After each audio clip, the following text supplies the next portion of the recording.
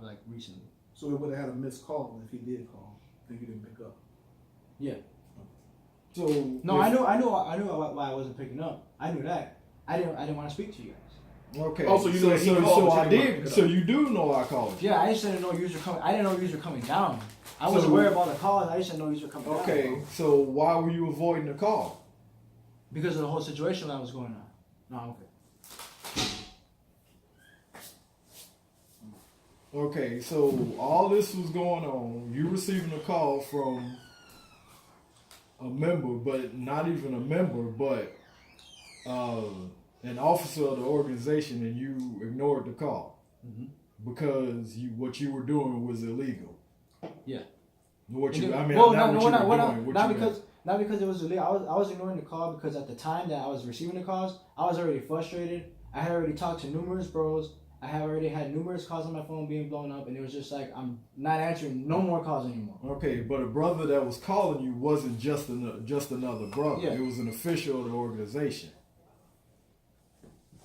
Yeah, and I still. And I'm not trying to grandstand. No, because if it's not me, if it was him, Kareem, anybody else, I'm asking the same question. No, yeah, I understand, but my answer's the same. It was just I didn't want to talk to anybody.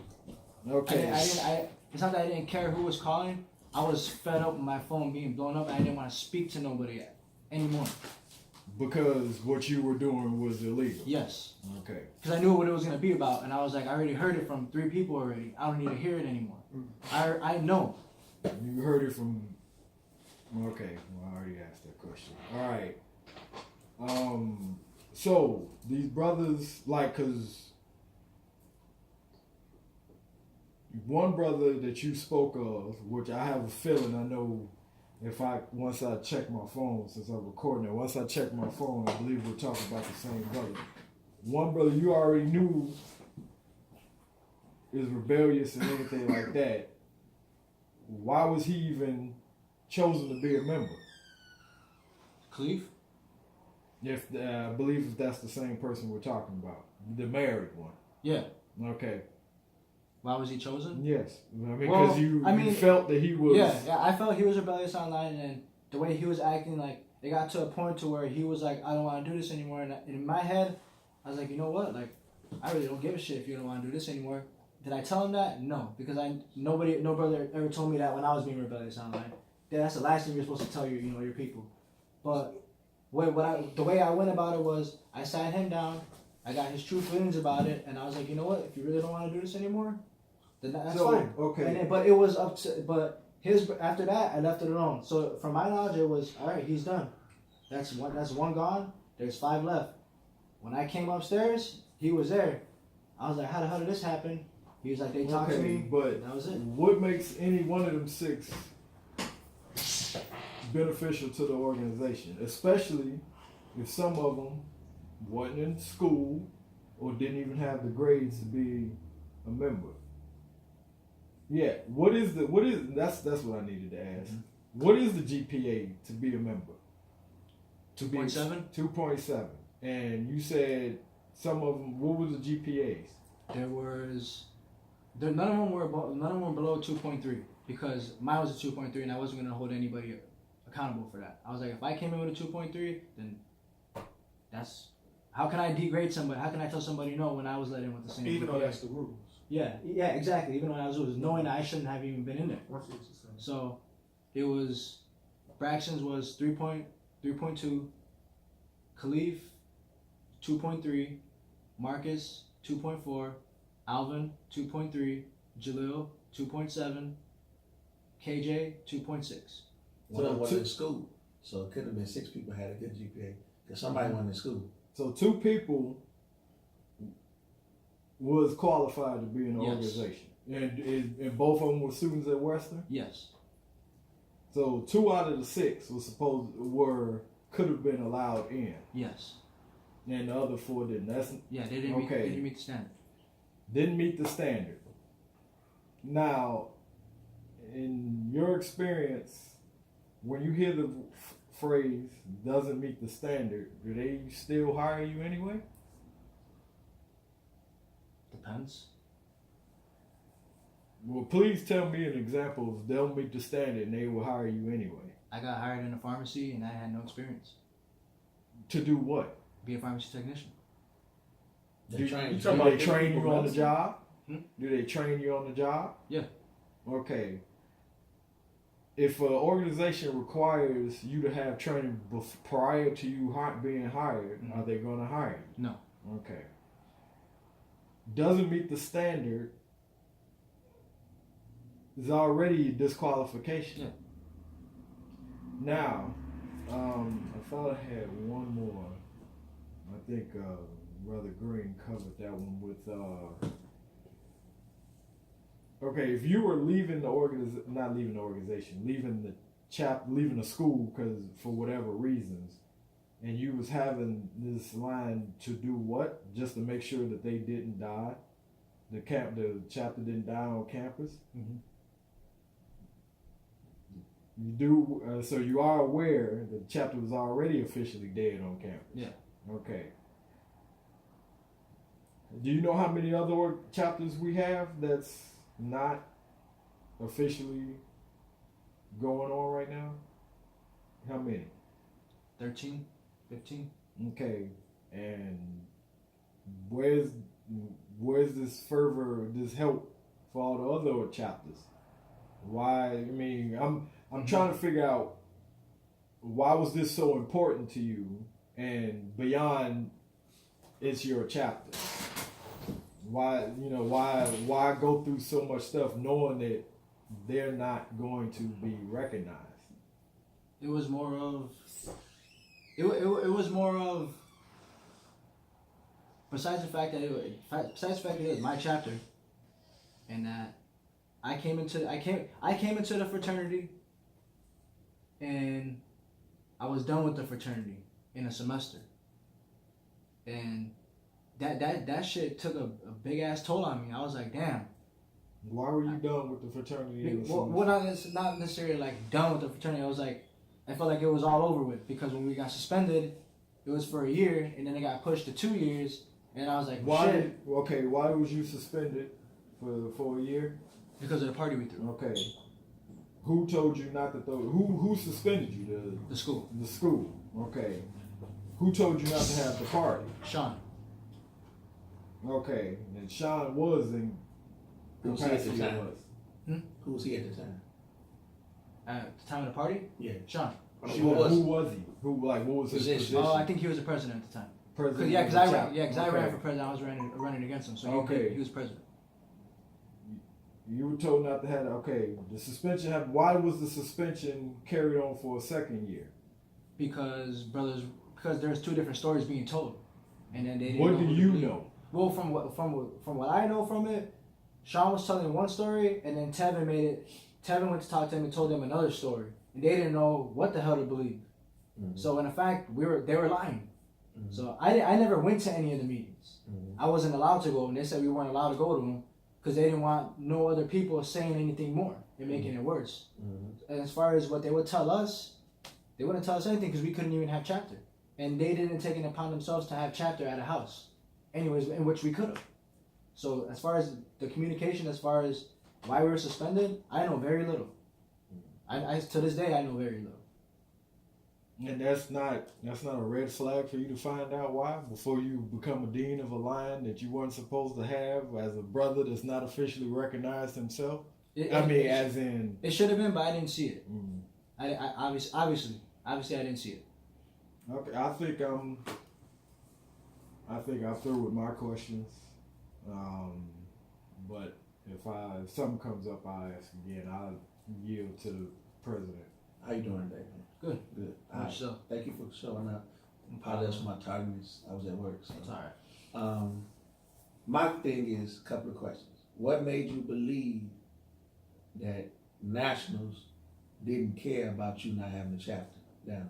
Just from like the multiple times like we tried reaching out during the suspension, and like I mean at that point it was more like we were looking at the chapters we were looking at the fraternities who were suspended, which was wrong because we should only be focusing on our fraternity. So we're looking at the segments, we're like, damn, they crossed the underground line. Their old school must have been cool with it. They were posting about them and everything. They came down to the school, repping and everything. Obviously, they're still suspended because of that. When I looked at that, it was like, damn, they could do it. Why can't we? Mm-hmm. Let's try to reach out to nationals. We were getting no's semester after semester after semester because we were suspended, obviously, Mm-hmm. and we got so many no's throughout the semesters. We were losing brothers each semester every time we would get a no. Mm-hmm. Me being new to the fraternity still and not really knowing what what it is all about, like as far as like the chapter meetings and stuff like that. We didn't have any of that after we were suspended. It was just we would just meet up at the house, and that's it. And at that time, that was enough for me. I was cool. I was like, you know what, we're suspended, whatever. At least I still got my bros. At least we're still here as a unit. Mm-hmm. At least we're still working together. We're still talking. It's still a family. It's still a fraternity. Right. So as the semesters went on, we were losing bros to graduation, or some bros transferred, or some bros just didn't come back. It was more like I'm losing a family down here that I have, and I didn't like that. Mm-hmm. I didn't like that, and I wanted more, and I wanted to get the interest. That's always something I wanted to do, because before I pledged Beta Phi Pi, I pledged Sigma Lambda Beta. Mm-hmm. I was online with them all the way up until the last day. They told me I was crossing the next day, and I dropped. I quit because I didn't want to know the day I was crossing. That just ruined it for me. So when I came to Beta Phi Pi took me as an individual who I was, and I had no clue it was an all-black fraternity until I got online. All right, it's an all-black fraternity, and I could pledge. Hold on 1 second. You said that you dropped line because they revealed to you when you was gonna cross. Yeah. Because I was telling them I wasn't getting it. Because when I was online for Sigma Lambda Beta, I was more of a rebel on there. I was new to a fraternity. I didn't know certain things that you have to do online that I didn't necessarily agree with. Right. And it was just like, I'm fist fighting with brothers. I'm getting pulling my blindfold off during set and like getting into it with them, like in the house, like actually fighting. Right. And I was like, how can I fight with you guys and turn around the next day and try and be cool with it? I was like, no. I was like, you know what? I was like, hey, Kevin, I'm done with this. It wasn't what I thought it was. It's nothing personal. It's something that you guys did to me. It's just. And who was Kevin? That was the person. That was my dean at that time. And I was like, Sigma Lambda Beta. Okay, let me ask you a question. Now, if you knew that. You want to drive? Nah, I drive at the crib. My thing is that you know that you couldn't have been all the stuff that you did with Beta Phi Pi as far as having an underground line and doing things your way and being a rebel. Why did you choose us to do that too? I mean, It's not you necessarily didn't do. I mean, I didn't necessarily choose you to do it too. I didn't even choose you guys to do that, because my whole thing when I came into this fraternity was the reason. This is the story about how I got interested in it. Mm-hmm. My friend Javi took me to a party. I dropped Sigma Lambda Beta, missed the whole semester of school, came back in fall of 14. No, fall of 13. Came back to school. I didn't know nobody no more. So my friend Javi at the time said, I'm going to take you to another beta party. I'm like, nah, I don't want to go. He's like, no, it's a different beta. I'm like, all right, whatever. We go, party, fight breaks out. I seen all the brothers who were there, Greg, Glenn, Manny, Bo, Tony, Brian, took their letters off, collected as a group, along with the finesse, handled the situation. There was a fight. I didn't necessarily join because of the fight. I joined because of the way they came together as a group, as a family. Okay. Boys and girls, Who's Tone? and defending each other. Tone's my pops. Antonio Shankin. I thought Tevin was your pops. No, Tone's not my pops. Tone's my pops. Keep going. Come on, let's go. And yeah, so that was my reasoning for No. coming here. So when I thought I was losing my family, as the years went, I was like, shit, I don't want that. I need more people here. Right. We need brothers here, because I never known Beta Phi Pi to be without bros, and they told me the same thing. Our chapter's never been without bros. That's not true. I was instilled to where this chapter's always been alive, and and one thing I remember from being online, what I was told is that this chapter will never die, and one of your main goals should be to not let it. And I took that to the heart.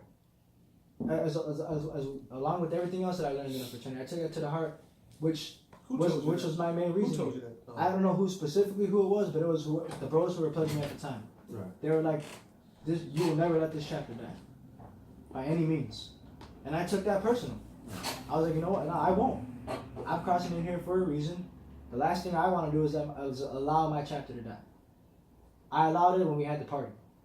I didn't see that until later Stop down the right road. there, 'cause I gotta write this up. But hold on one second, I'm sorry. So, let me ask you a question. So you Let me have finish my question. I'm sorry. Go ahead, I go just ahead. want to write this down. I just want to write this down. So the line. So you felt that once the line crossed, that the fraternity. I mean, that the chapter didn't die down there. That now the chapters continue to go on. That once that chapter crossed, now that it's since you got bros down there and they're strolling going to cinema parties and still people on campus. So you feel that it's not dead. So you feel that you achieved something. Yes. Okay. All right, so going back to my question. So at that point you kept getting the nose. I understand now why you saying. All right, but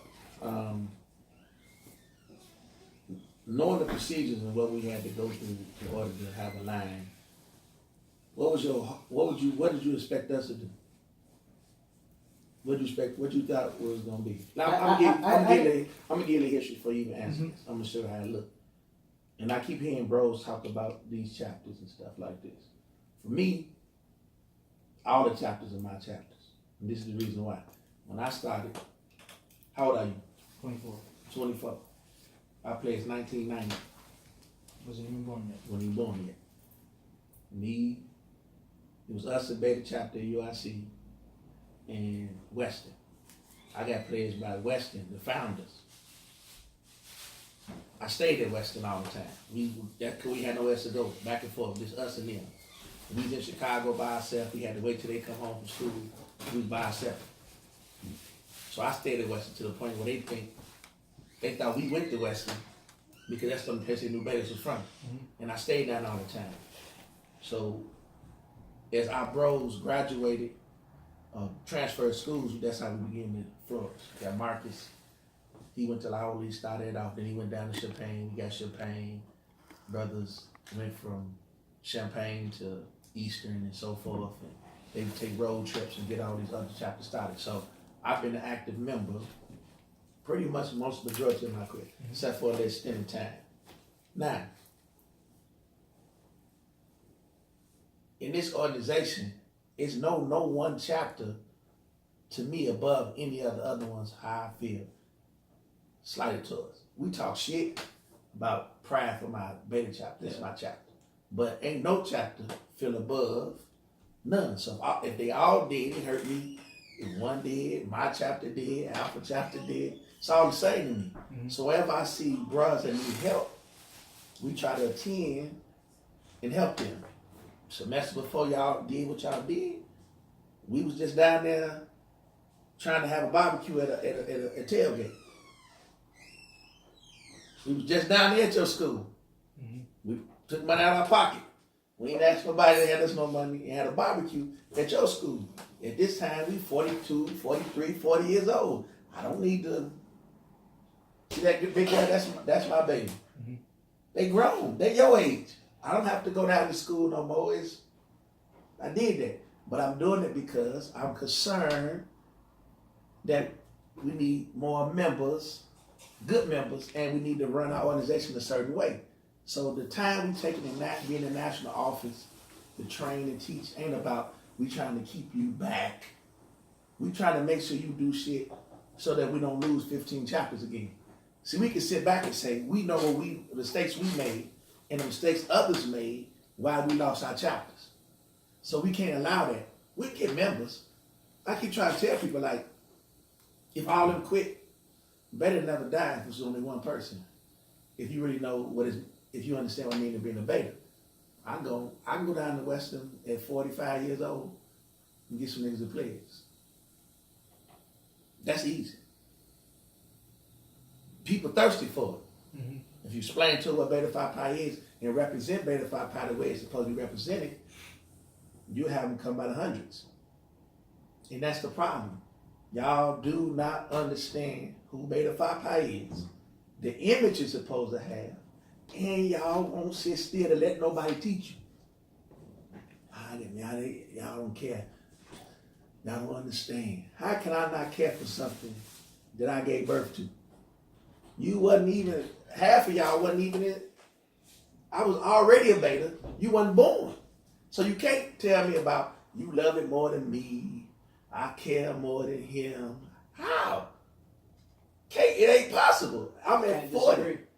I'm 45 years old and I'm still do paint, writing rules, following rules, support we in national office now, but it was other people that was in national office for us.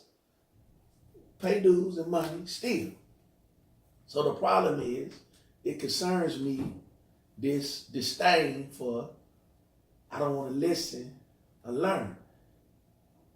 Why y'all doing what y'all doing? We say come to conventions. This why we tell you come to conventions.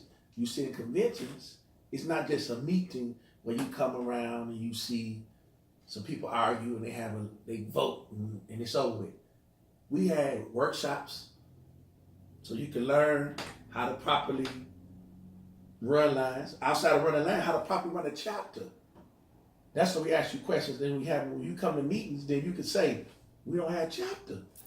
Well, you ain't supposed to be doing that. And the people that's not doing what they